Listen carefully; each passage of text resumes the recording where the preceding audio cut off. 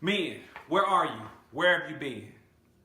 In a society where there is so much chaos, we often look to address the manifestation of the problems, but fail to search the root cause or the how it happened. In our cities, we don't have to look too far to see stories of crime, poverty, failing school systems, broken families, suicide, and homicide. We often look at the issues on a case-by-case basis to understand the why to it all. But as believers in the Christian faith, we cannot think in the natural, but we operate in the spiritual. In fact, Ephesians 6:12 tells us that, "For we wrestle not against flesh and blood, but against powers, against the rulers of the darkness of this world, against spiritual wickedness in high places." Now, to look at the problems of our world, we have to look at where it all began and where sin first infiltrated the world, and how we first got out of alignment with the plan that God had for us. Take a look at the story of Adam and Eve. Now, this is a story where Adam first allowed Satan to infiltrate sin into the world. Now, many of us understand the story where the serpent actually contacted Eve, but Genesis chapter 3:6 tells us that Adam was actually with Eve when she took the fruit, and she also gave it to him. And after they had committed a sin, in Genesis 3:9, God goes to Adam and says, "Adam, where are you?" So why did God go to Adam?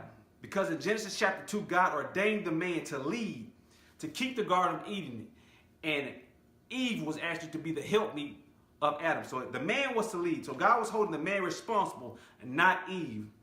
Adam was to lead. Now today, the reason that there is so much discourse in the world is because just as Adam did, we as men have relinquished our God-given mission to lead in our society. As men, we have resolved to say nothing, to do nothing, but God is calling us to stand up and take back our right to lead in our society.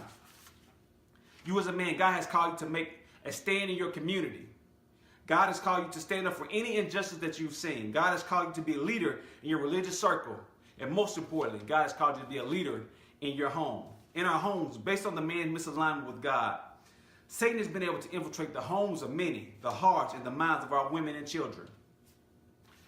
In fact, in our society, 70% of prisoners come from fatherless homes.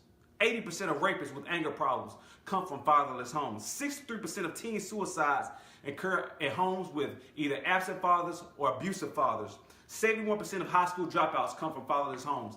And in the black community, 72% of black homes have fatherless homes. I want to add one more point. It's not always about simply being absent, but also about the neglect that often happens, even with the present father. Within the realm of our responsibilities, God is holding us responsible for the inconsistencies and misalignment around us. We have a world of children hurting because of neglectful fathers. We have mothers hurting because of neglectful husbands or fathers. They had to take on a role that God did not predestinate for them. She's had to teach a young man how to be a man. They've had to be both the nurturer, the provider, the leader of all, because the man has chosen to relinquish his authority given to him by God. Some women have fallen victim to an absent father and hold resentment and may not know why, because they're struggling with the role that was thrown unto them by a man who has chosen boyhood. Men, God is calling us to be back in alignment with him so that we can fight the spiritual warfare that we are currently in. Only through alignment can we take back our youth, can we improve our communities, and lead as God would have us to lead. God has ordained us as men to fight daily against Satan, to forward the kingdom of God each and every day. And final thoughts. Men, maximize the resources that God has given you and placed around you. Be faithful over your family, your community, and your employment, and your children. And then, and only then, will God enlarge your territory. You are the solution to society's problems, one man at a time. Be blessed.